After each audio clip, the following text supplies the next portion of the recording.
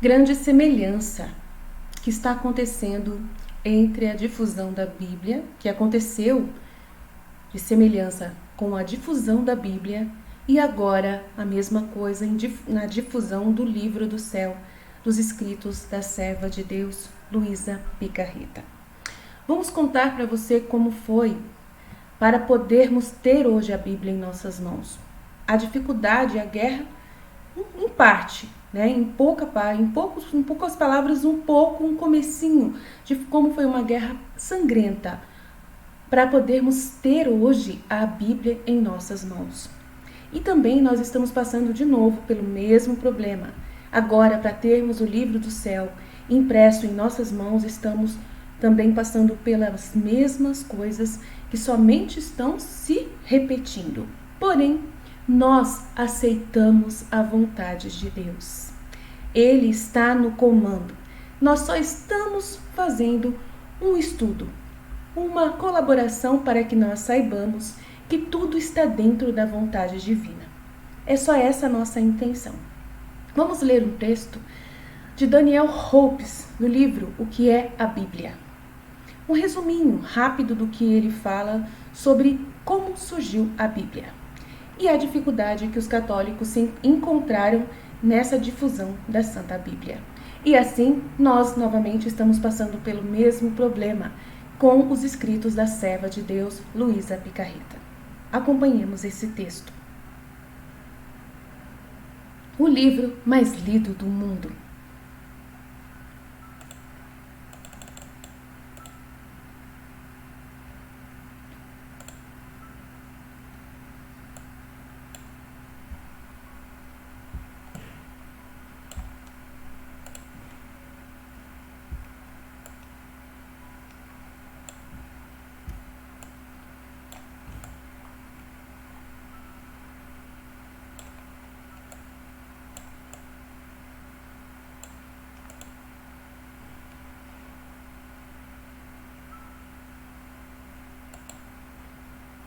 A Bíblia, entre todas as obras do Espírito, é a mais lida do mundo. O número de seus exemplares pode apenas ser conjecturado, 1 bilhão ou 2, acrescidos cada ano de cerca de 2 bilhões. Desde a antiguidade começou o livro a difundir-se. A história tradicional de Ptolomeu Filadelfo, pedindo ao sumo sacerdote Eleazar que lhe enviasse os 72 melhores doutores de Israel a fim de dotar a biblioteca de Alexandria de uma tradução grega dos livros santos hebreus. Tem valor de símbolo, pois que prova a celebridade de que já gozava a obra.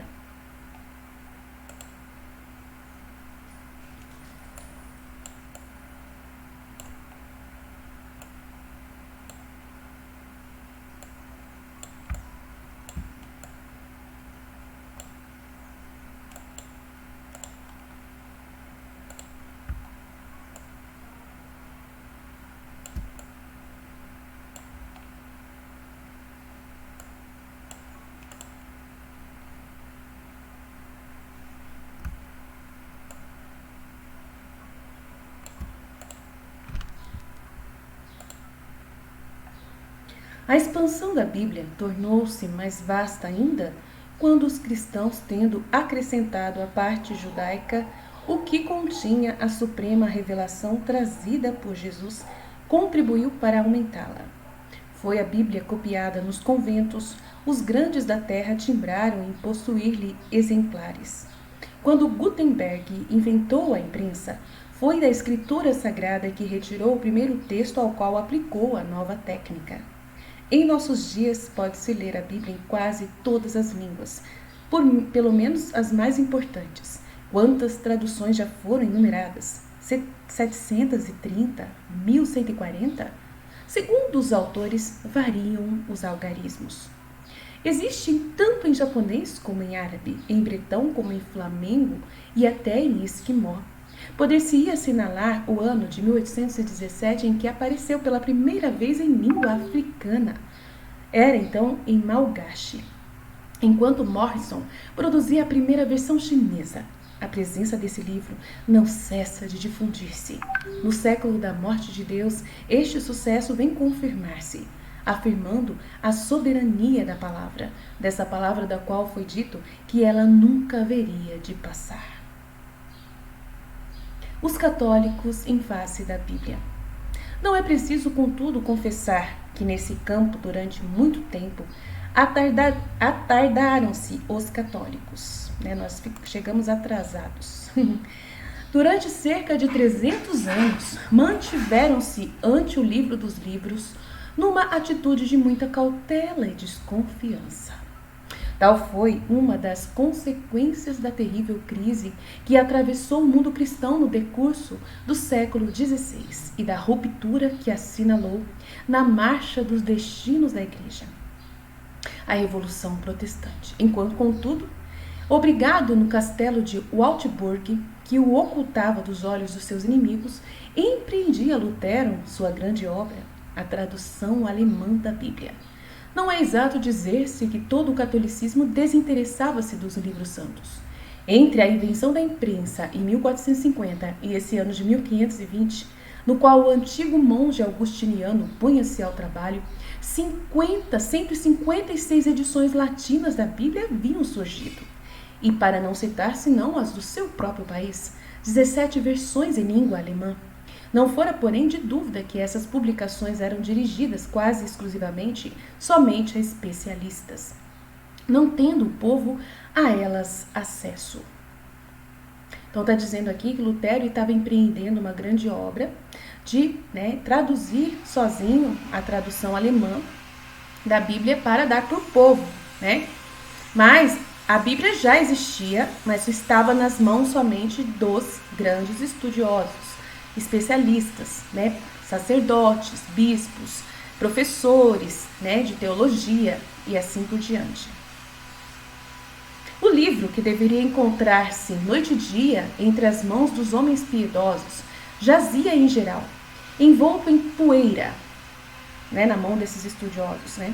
A decadência simultânea da Bíblia e da liturgia desde os fins do século XIII demasiadamente correspondeu a essa deslocação do ideal de cristandade, do qual o desenvolvimento do nacionalismo em política, o nominalismo em teologia e a desagregação dos costumes assinalavam outros sintomas. Sem esta decadência, o ataque de Lutero não teria tido maior alcance. O seu sucesso não seria aquele que nós sabemos. Lutero, porém, e ao lado dele os demais reformadores renderam ao livro a supremacia e repercussão. Cometeram o erro inexpiável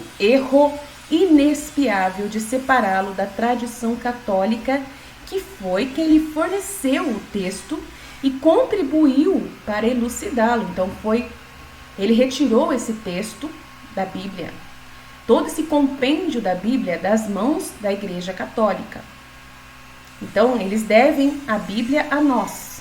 E ele cometeu um erro inexpiável de separar a Bíblia da tradição católica, que lhe havia fornecido o texto e eles também tinham dado um estudo para ele, conhecimento para conhecer a Bíblia.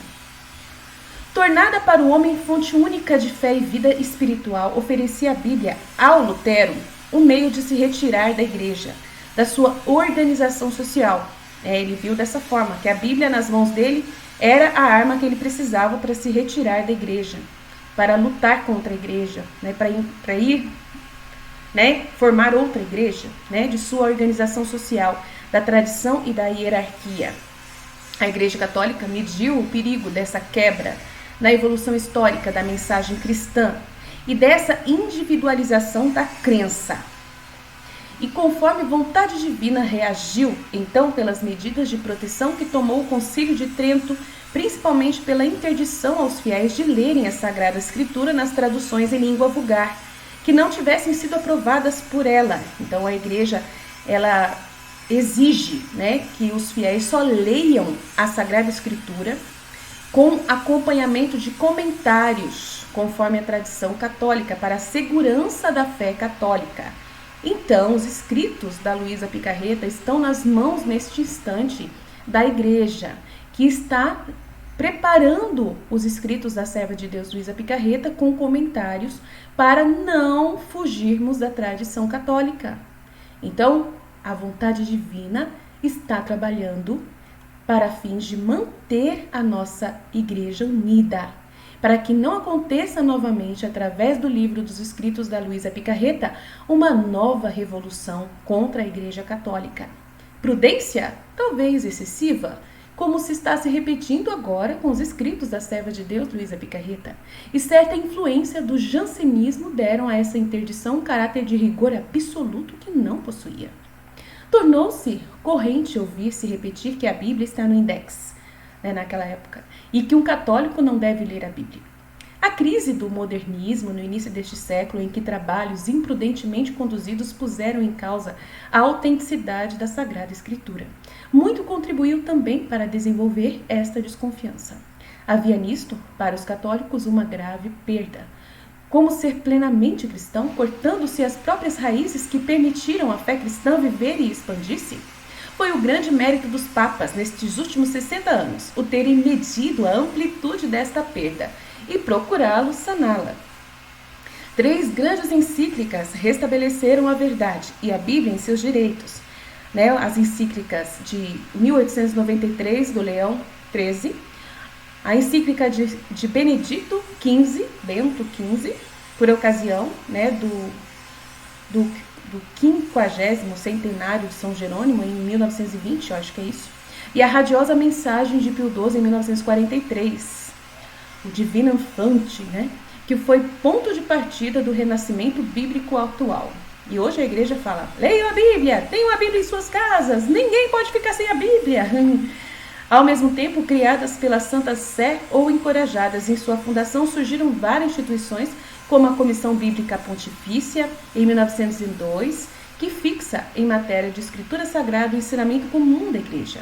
O Instituto Bíblico Pontifício Jesuíta, a Escola Bíblica de Jerusalém Dominicana, o Mosteiro Beneditino de São Jerônimo, em Roma, foi investido da tarefa de rever a tradução latina dos Santos Livros.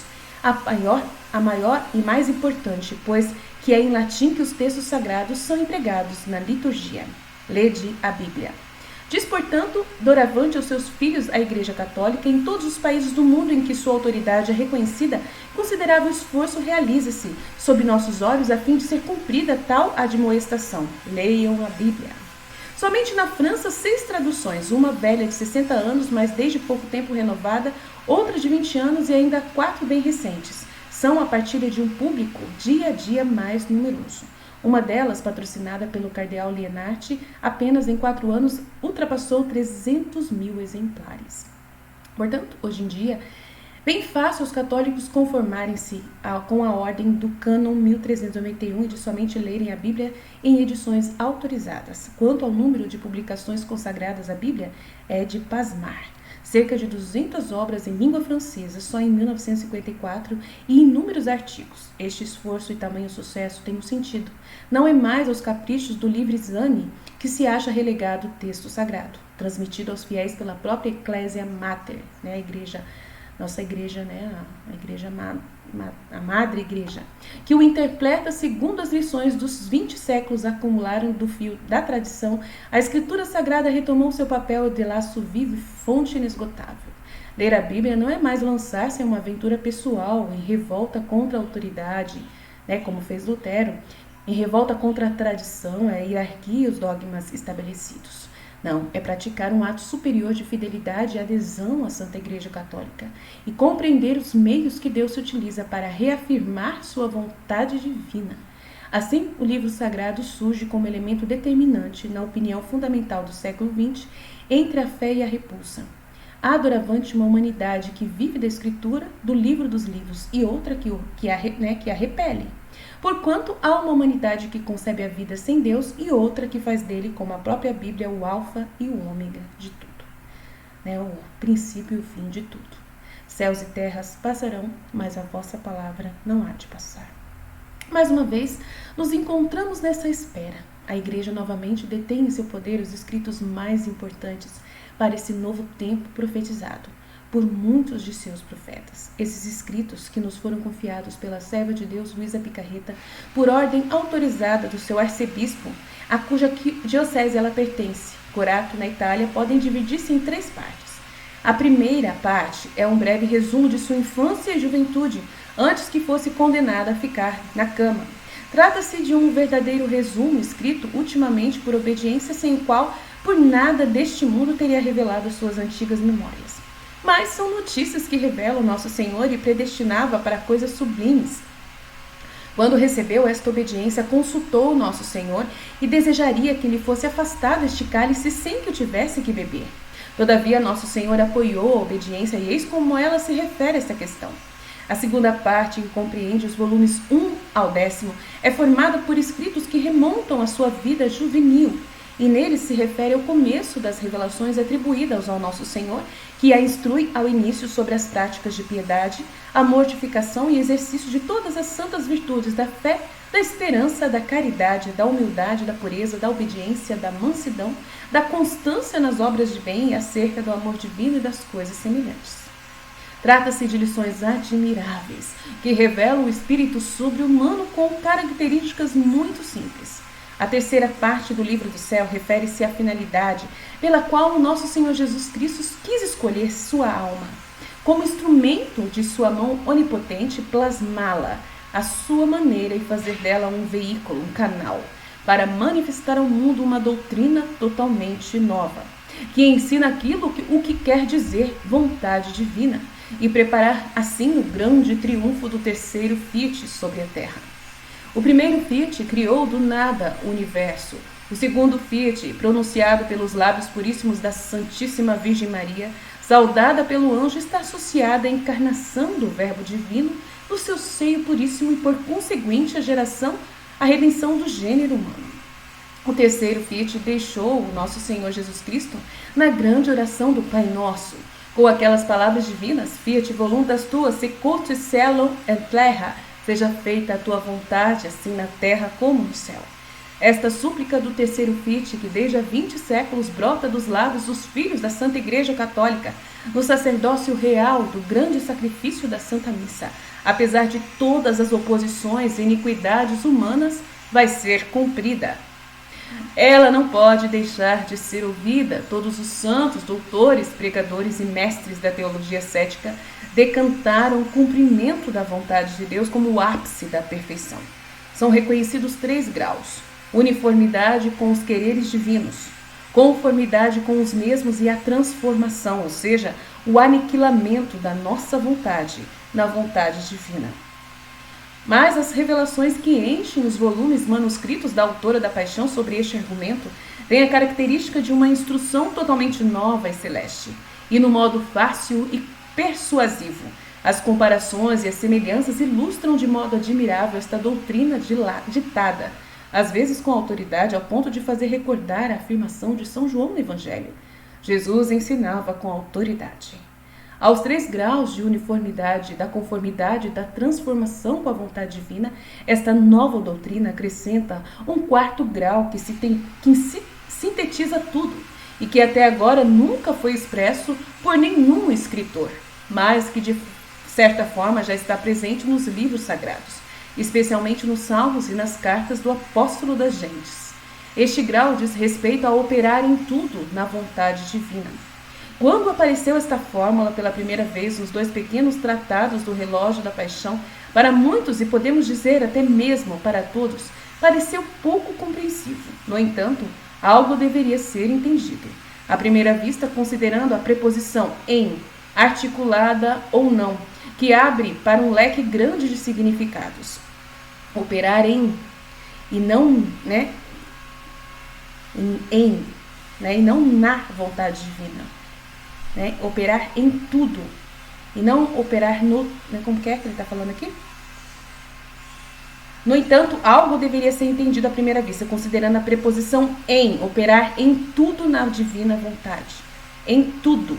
Que abre para um leque de grandes significados. É isso que ele está querendo dizer. O símbolo dos apóstolos faz-nos dizer: creio em Deus Pai Todo-Poderoso, o que é muito diferente de dizer creio que Deus é Todo-Poderoso, ou a Deus Todo-Poderoso. Então, está dizendo que é muito importante em Deus Pai e no caso, operar em tudo na vontade divina. Depois da leitura do relógio da paixão, muitas pessoas pediram explicações acerca do significado de operar e viver na vontade divina. Acreditamos piedosamente que estes escritos admiráveis ditados pelo Verbo encarnado conduzem pouco a pouco quem os lê com fé e amor à compreensão desta fórmula. De muitos modos, as revelações abrem novos horizontes até agora nunca contemplados sobre os mistérios da divina vontade, sobre o operar e viver nela. Nós, na nossa comunidade, estamos desenvolvendo esse novo horizonte aí que ele está dizendo, que é o Santo Aníbal de França que escreveu esse texto. Uma coisa é certa, mesmo antes de chegar a compreender totalmente o que significa operar e viver no querer divino, quem lê estes escritos não pode deixar de ficar enamorado pela vontade de Deus, de sentir novos e generosos impulsos e um grande empenho divino de se transformar totalmente a si mesmo na vontade divina. Essas revelações, direi mesmo, essa ciência da vontade divina formará santos de uma perfeição tão sublime que não existe até agora noutros santos. Se alguém considerar esta expressão exagerada, convido a ler o tratado da Santíssima Virgem Maria do Beato, santo, já, Luís Grignon de Montfort, onde encontrará uma página na qual se diz que na Santa Igreja deverão surgir homens de uma santidade tão grande que, comparando os maiores santos da Igreja com estes, serão apenas pequenos arbustos diante de árvores grandiosas. Estas previsões fazem-nos lembrar a doutrina do livro do teólogo alemão Holling, livro este que foi traduzido em francês e do francês em italiano e depois oferecido ao Santo Padre Pio X, que escreveu uma missiva de louvor ao tradutor, elogiando ao mesmo tempo os estudos feitos por Holling sobre a Sagrada Escritura acerca de eventos futuros. Será que então Deus prepara sempre os seus triunfos universais com triunfos parciais e no fim realizará o triunfo do Fiat com um só rebanho, um só pastor? Claro que sim. Ele forjou esta alma, Luísa Picarreta, desconhecida, e transformou-a no seu querer divino, de tal forma que da vontade da alma e de Jesus adorável se formou uma única só vontade, a vontade divina.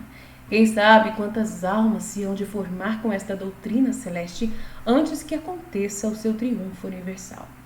E, independente, nós já estamos, pela vontade divina, com os escritos em nossas mãos para estudarmos isoladamente, de uma forma não tão pública, mas entre grupos fechados que nós fazemos e divulgamos aqui na internet, e sem nenhum marketing, Nosso canal do YouTube faz todo esse trabalho de divulgação, mas não fazemos marketing nenhum.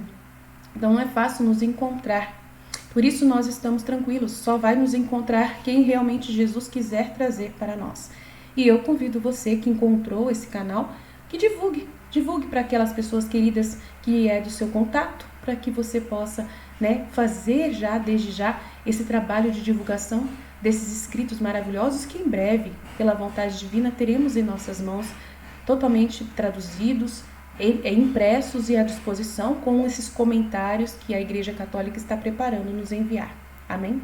Estivemos reunidos e continuaremos sempre no amor e na misericórdia desse Deus Todo-Poderoso, Pai, Filho e Espírito Santo. Amém. Jesus, eu confio em vós.